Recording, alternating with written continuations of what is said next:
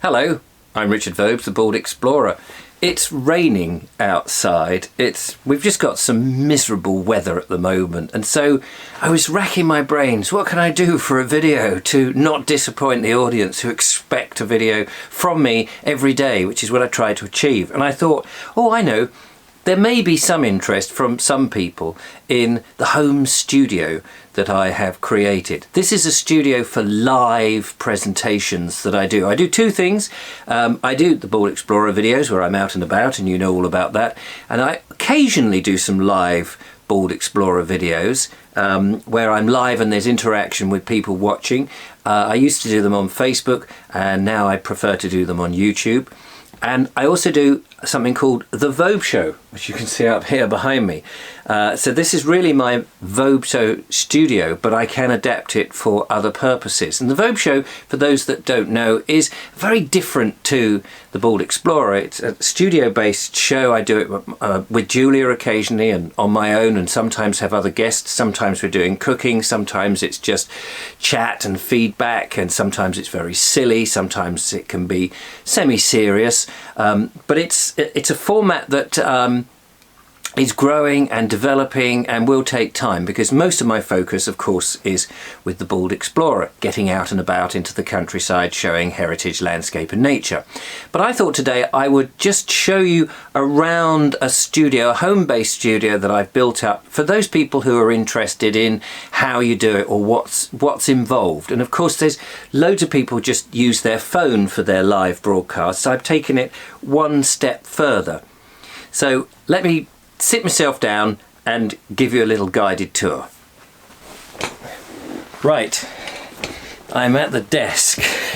This is the presenting desk that I'm sitting at here, which actually is on two A-frames, just cheap A-frames from B&Q. You can get them from anywhere, of course. So a kitchen top sits on the top here, which means the whole thing is strikeable. One thing when I was considering putting together the studio such as it is, and I should just explain, this is in a back room. I live in a terraced, 2 up, 2 down, pretty humble house. And I have my youngest son who's still at home with his girlfriend in the master bedroom. So I'm in the back bedroom, that's my bedroom, and the ground floor has 2 rooms and a kitchen, a small modest kitchen. So the front room, which would normally be, you know, where people would sit down the sofas and watch television and all that sort of stuff, that's my office.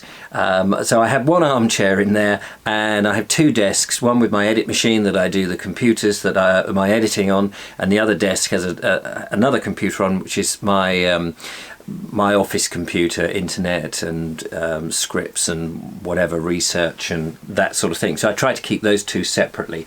So this room here is actually the dining room of the house, and it's quite small.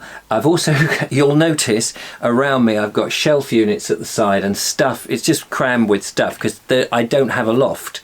So I've got things in a shed and things just stashed all over the place, things that I need to go through and get rid of. Anyway, that's by the by. So one of the things that I wanted to make sure is, because there's not a lot of space in here, that I could access all the technical stuff by moving the desk out the way very easy. And you know what desks are like, they could be cumbersome things. So I figured actually if I have a worktop on 2 A-frames, you can collapse the A-frames very easily, and you can just lift the desk top off, although it's quite heavy being a kitchen worktop, and just put it up against a wall, or actually I usually take it into the little narrow hallway that I have. So that's the desk, and so this is where I do the main presenting. So let me just talk through some of the stuff that I've got in the studio so that it makes a little bit of sense to you. And if ever you've seen the Vobes Show and you've wondered about how it's all pieced together, then you'll get a better understanding. So there's a number of issues. Firstly, of course, let's start with the camera. The camera is on a tripod in front of the desk, obviously looking at me. And beyond that, I have a large television which I acquired from my daughter Georgie, who is now living in New Zealand, and she wanted to get rid of a whole load of things, and she had this amazingly large television. So I acquired that from her, and I use that television to put the comments that people make during a live show so that I can read those comments from something that's just behind the camera. So instead of having to look down, which I've had to do in the past, or look over at another monitor, I can read the comments which are just sort of behind the camera, and that makes it, I think, easier for the viewers to see, and it just makes it nicer. It certainly makes it more fluid because you can scan some of the comments before you actually decide to comment on them or read them out, or however, you know, people do. I also can put on there the software which I'm using which I use OBS software. I forget what OBS stands for, but if you search online for OBS software, if you're thinking of doing live shows, it's it's free and it's open source. It's a very comprehensive piece of software, but it does a lot of things. So when you do these live streams, it's very, very handy. So I put that software over there so I can see the feedback in real time of what's going on which camera, because I also can switch to a webcam, which is very handy if I've got something in the show, like, I don't know, let's say a teapot or a plant or anything, you know, that you want to show in more detail than the camera which is taking in the main screen. I can hold this up and hold the other object and then actually demonstrate that thing very easily. So I can switch to that, so it's handy having that, and then having the software on the screen in front of me behind the camera means, again, I don't have to look to the side. I can still be looking at the audience, because I think looking at the audience is a very key part of it. So that's the camera and the television beyond. So I have on a little table in front of this table a tiny little black box computer, which was actually very kindly donated to me. I don't know what it's called, but it could be a laptop or it could be a small computer of any description, and into that goes all the gubbins that I use, and it runs the show basically. It's hot wired, or hardwired, I suppose is better term, on a cable to the modem. I used to have it Wi-Fi, but actually having it wired to the modem so that the signal the stream signal can go straight into the modem and get up to YouTube without any interference, which sometimes Wi-Fi can have. I have a mixing desk in front of me, which is a small Behringer mixing desk. It's a very nice, simple little thing. Now, I used to use a much bigger one. I got a much more professional, who is it? Something and Heath. I can't remember what they're called now. It's at the back. I've used it for donkey's years. It's something like 20 channels on it, because I used to run a podcast which was a variation of what I'm what I'm doing with the Vobes Show, and I would have that running into 3 different computers and was playing stuff from the internet and playing radio software. Anyway, it was complicated. I've tried to sort of make this as simple as possible. So I have this very small mixing desk here, which takes my 2 main microphones, so it's usually me and or a guest. So I have 2 microphones. The microphones that I use are condenser microphones. They're quite high-end professional microphones. I've had them 4 years and they've lasted really well, and they give a great sound. One is a Rode Broadcaster, which I've probably had in about, I don't know, 2005, something like that. And this one is I forget what this one is now off the top of my head.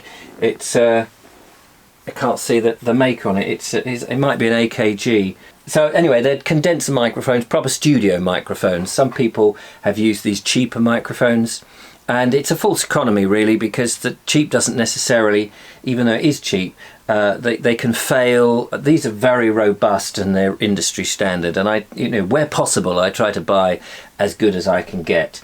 Then the screen here, which is the screen from the computer, it's on a shared, so the television screen also is part of this screen. It just means that I can have some extra bits of information here which I tend not to look at. So the streaming software, rather the YouTube studio software that's in the browser, can be on here, and I can just glance at that very periodically rather than the stuff that I need to be able to see all the time. Now, I have an amazing little gadget over on the table here, which is called Stream Deck.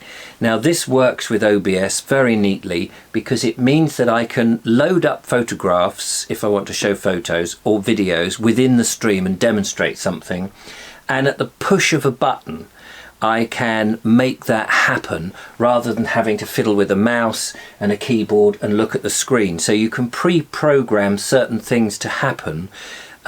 So it's like being in a proper studio where they have all these push button things that are, you know, but it's on a much smaller package.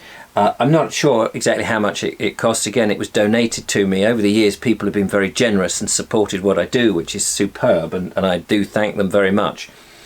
So I can do the intro music, I can switch to the webcam, I can go to certain videos, the clips. Everything has to be pre-programmed, so you do have to think about it, so you can't do too much on the fly, but that does tend to be the case when you're doing a lot of live stuff. You know, you pre-program it so that it runs nice and smoothly. So that's pretty much. I've got lights, of course, which is obviously important, and they are on stands. I would like them to be fixed onto battens because I'd have more space, because stands can take up a bit of space.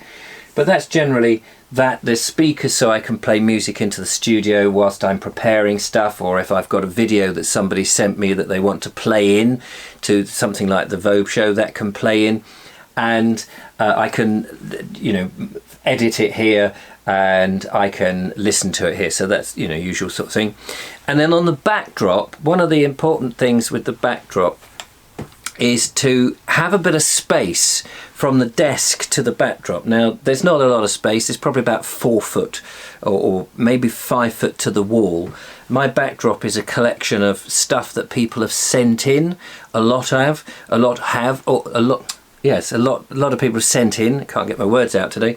Or stuff that refers to bits of the Board Explorer and bits of the Vobes Show. There's a sort of crossover, really, because it's the same person doing both. So there's all sorts of things, but one of the things recently was purchased again for me, these lovely neon signs, which really make the overall effect in the studio look absolutely amazing. So I'm very thrilled with that. Anyway, I just thought I'd just give you a quick look at the studio today, so that if you do see anything, then you'll get a vague idea how I operate. The only other added thing I would say is I have a green screen. Now that takes a little bit of a thing to sort out, because you've got to put lights on the green screen. The green screen's got to be a certain distance from you to have best effect, and then there's the whole edit process of editing out the green and putting in the pictures and stuff behind you, which I'm starting now to do a little bit more with, and maybe I'll make a video on how that works if you're interested in the future. But anyway, I hope this has been of some interest. Thank you so much for watching. If you enjoy my videos, please give me a thumbs up, and don't forget to follow, like and subscribe to the videos. Press the bell notification, obviously, and I'll see you when the weather improves. We'll get back out and about and do some more exploring. Till next time, bye bye.